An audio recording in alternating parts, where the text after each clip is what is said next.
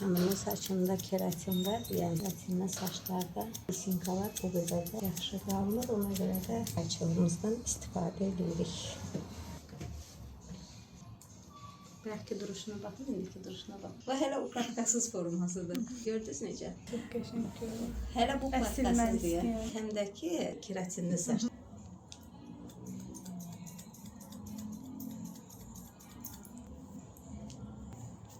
Efekti özünüz gördünüz. Necə güzel kaldı. Bayaqkindən indiki efektə baxın.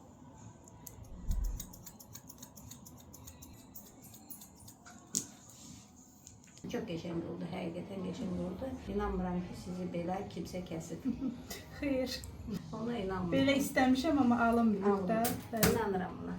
İnanmıram da ki kimsə sizin üçün belə kəsib. Yəni getdiniz salonlar deyə bundan sonra bəlkə hər hansı bir usta kəsə bilər, amma mənə qədər inanmıram ona. Çünki üzünüzdən elə o görsənir. Üzünün razı qalan siması. Bax, ondan hiss elədim ki, heç kəs kəsib.